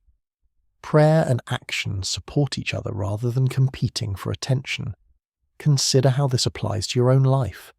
The quiet moments you spend in reflection, in appreciation of beauty, in grateful awareness of being. These are not luxuries to be squeezed in when more important tasks are complete. They are essential nourishment for your nature as a rational being oriented toward truth and goodness. They restore perspective, renew energy, and reconnect you with deepest sources of meaning. The rhythm of contemplation and action mirrors larger rhythms that structure human existence. Just as you need both waking activity and restful sleep, both engagement with the world and withdrawal into interiority, so you need both practical effort and contemplative receptivity. Neither alone is sufficient. Together they enable balanced development of all dimensions of human nature. Thomas also recognized that inner life involves struggle. The mind resists stillness, preferring to race from thought to thought. The heart clings to familiar comforts rather than opening to deeper fulfillment. Old patterns of thinking and feeling persist even when we recognize their inadequacy. Growth in contemplation requires patience with yourself, gentle persistence rather than harsh forcing. Think about what happens as you prepare for sleep. Your mind does not immediately settle. Thoughts continue to arise, concerns intrude, plans for tomorrow surface. But gradually, if you allow rather than fight the process, consciousness quiets. The racing thoughts slow. The urgent concerns lose their grip. You sink into stillness not by defeating mental activity, but by ceasing to engage with it so intensely. This natural process of settling towards sleep mirrors contemplative prayer. You cannot force stillness any more than you can force sleep. But you can create conditions that allow stillness to emerge naturally. You can turn attention away from distracting thoughts without fighting them. You can rest awareness gently on simple presence rather than constantly grasping at objects of attention. The gradual transition from waking consciousness to sleep itself represents a kind of contemplative letting go. As rational control relaxes and deeper rhythms take over, you practice receptivity that is essential to authentic prayer. In learning to rest trustfully in sleep, you develop capacities that serve you well in learning to rest trustfully in ultimate mystery. As you drift now towards sleep, allow this moment to become prayer. Not prayer that asks for specific things, though such requests have their place, but prayer that simply rests in awareness of being sustained by love beyond complete understanding. Prayer that acknowledges dependence without resentment. Prayer that receives existence as gift and responds with quiet gratitude. Let your breathing become prayer, each inhalation receiving the gift of life, each exhalation releasing into mystery.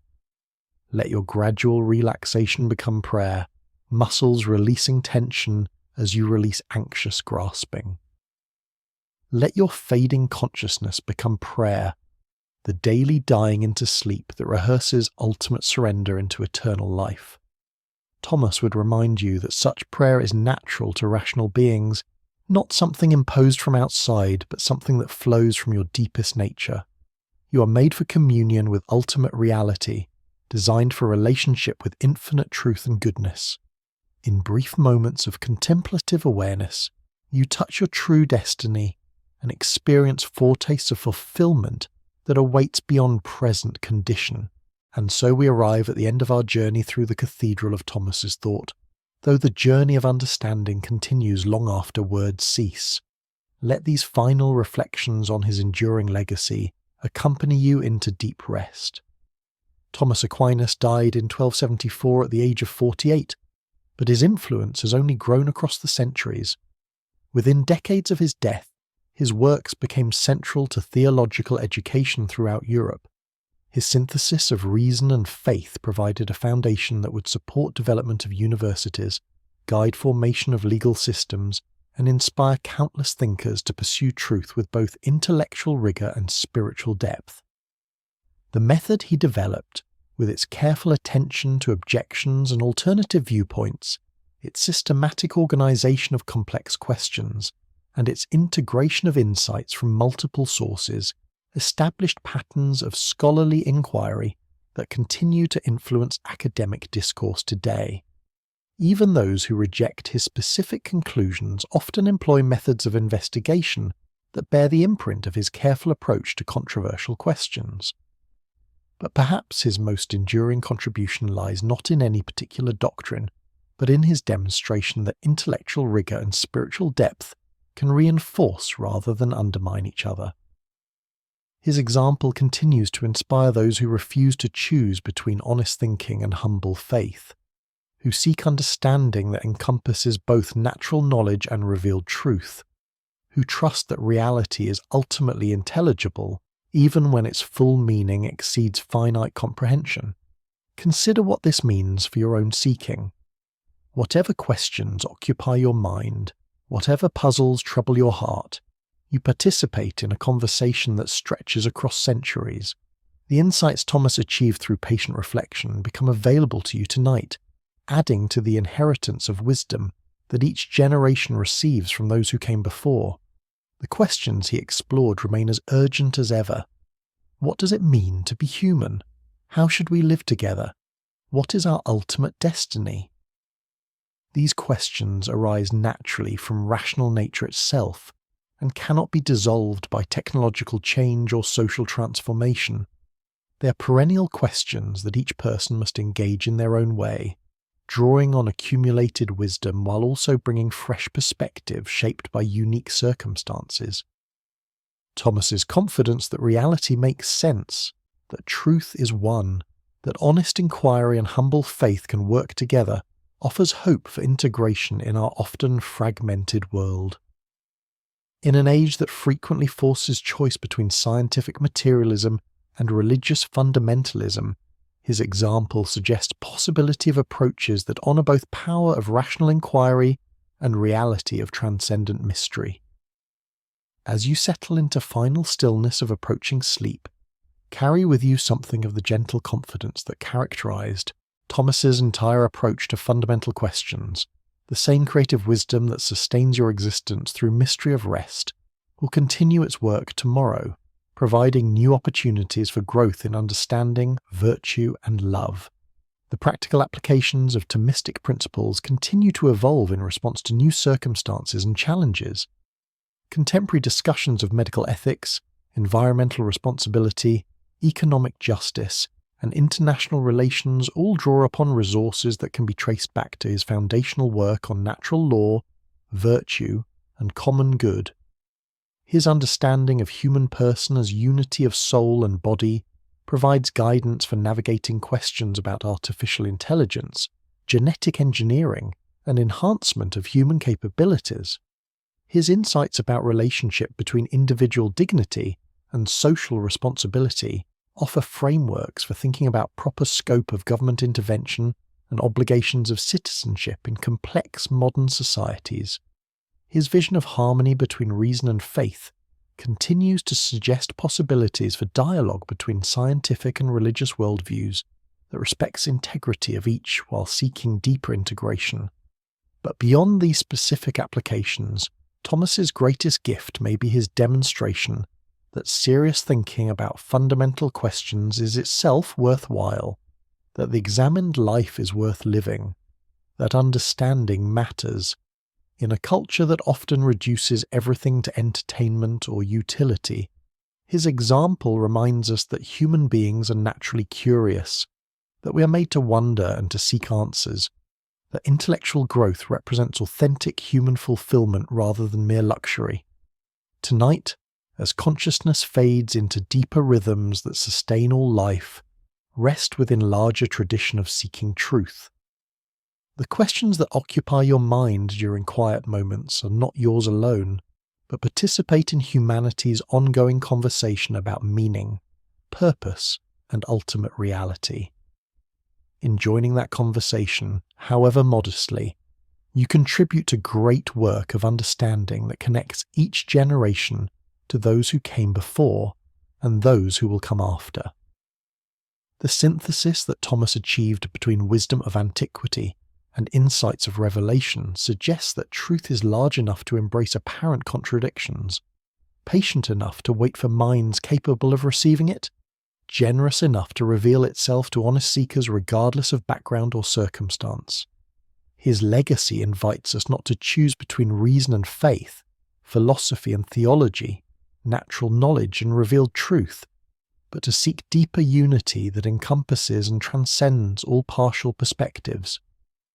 In rhythm of your breathing as you settle towards sleep, in gradual release of waking consciousness into mystery of dreams, you participate in patterns that Thomas would recognize as expressions of same creative wisdom that orders movements of stars and cycles of seasons. The particular and universal, material and spiritual, temporal and eternal, all find their proper relationship within vision large enough to hold both human dignity and cosmic mystery. Let your last waking thoughts rest gently on the simple goodness of existence itself. You are, and that is the fundamental gift upon which everything else depends.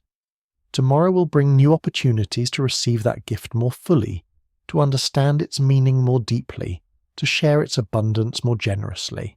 Tonight, simply rest in the quiet confidence that reality is fundamentally good, that existence makes sense, that you are held within love that exceeds all understanding. The gentle cathedral of thought that Thomas constructed continues to offer shelter for minds seeking truth and hearts seeking meaning. Its arches span apparent gulf between reason and faith. Its foundations reach deep into bedrock of human experience. Its spires point toward mysteries that exceed grasp of any finite understanding. In entering that cathedral, even briefly, you join communion of seekers that transcends boundaries of time and culture. Sleep well, dear listener. Rest in peace tonight, knowing that the search for wisdom continues, that truth remains available to honest seekers, that your own participation in great human conversation about meaning and purpose matters. The same ground of being that sustains you through mystery of sleep will be there when you wake, offering fresh opportunities for wonder, understanding, and love. Until then, let these ancient truths carry you gently into rest, and may your dreams be touched by beauty of wisdom that endures across all ages,